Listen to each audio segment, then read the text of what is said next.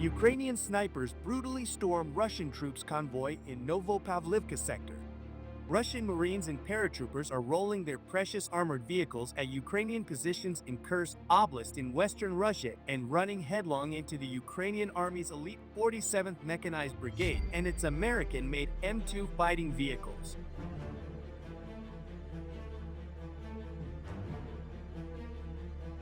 The result, so far, is a growing pile of smoldering wreckage.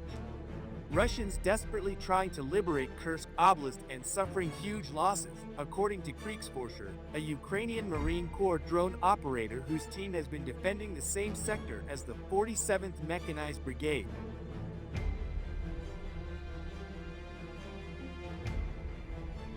Incredibly, that doesn't mean Russia is losing its wider war on Ukraine as the conflict grinds into its fourth year. Ukraine may not be sending as many hard-to-replace vehicles on nearly suicidal missions, but it's still got profound problems of its own along the 800-mile front line.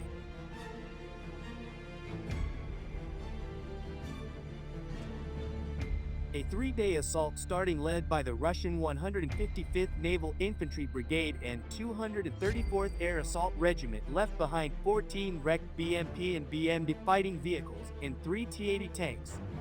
A separate assault on or just before Tuesday involving at least 4 tanks and fighting vehicles and a pickup truck ended in the destruction of most or all of the vehicles.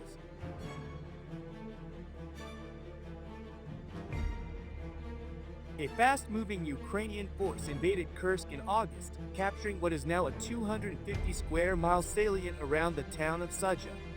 Russian praise. Vladimir Putin initially gave his forces and their North Korean reinforcements until February to eject the Ukrainians. But despite holding a 60,000 to 20,000 manpower advantage over the Ukrainians in Kursk, the Russians and North Koreans have made only marginal gains around the salient.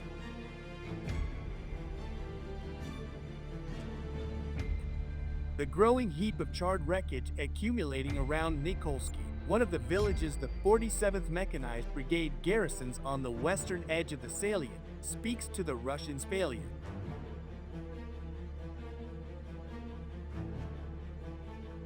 The fighting on Tuesday was typical.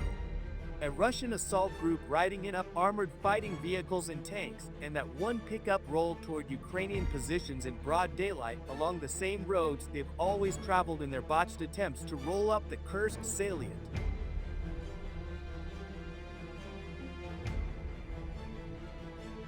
Surveillance drones spotted the assault group.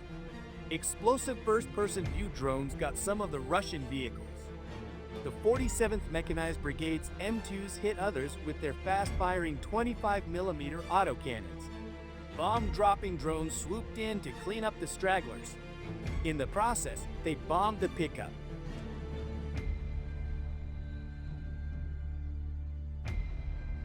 Aren't they sick and tired? Kriegsforscher asked.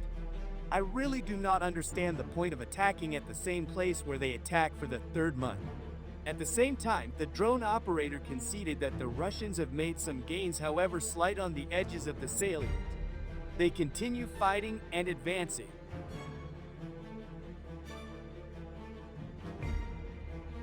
But Russian and North Korean losses are unsustainable by any reasonable measure. Ukrainian officials claim 30,000 Russians have been killed and wounded in Kursk. As many as 4,000 North Koreans have reportedly become casualties in the oblast, including some high-ranking officers. The Russians are losing so many armored vehicles in Kursk that regiments and brigades in other sectors of the front line now routinely attack in civilian compact cars.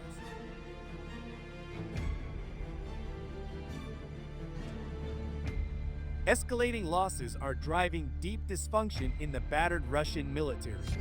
The best and longest-serving Ukrainian brigades are desperate for fresh infantry, and yet leaders in Kiev have assigned thousands of new recruits to newly formed brigades lacking experienced leaders and effective support units.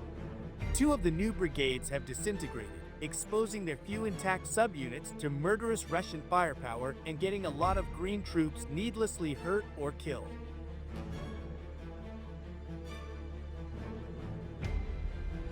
It's a race to the bottom for both armies. The Russians are expending their last mechanized reserves for gains of a few yards. The Ukrainians are holding them off and bleeding them pale, with undermanned brigades that lacking access to fresh troops shrink in size with every casualty they suffer.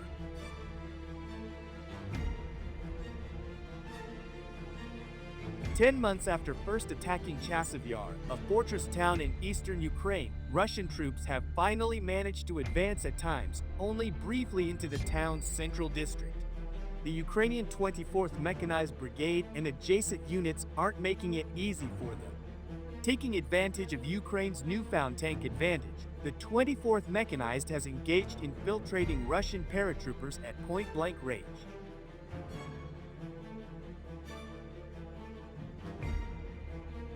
A Russian assault drawn from one of the 3 air assault and airborne regiments arrayed east of Chasiv Yar made a run into the ruins of the town center, which has absorbed relentless Russian bombardments since last spring. The Russians and their 2 BMD-4 infantry fighting vehicles came to a bad end. Ukrainian infantry hit one BMD with a rocket-propelled grenade, apparently destroying it. The surviving BMD was helpless to resist when one of the 24th Mechanized Brigade's T-72 tanks,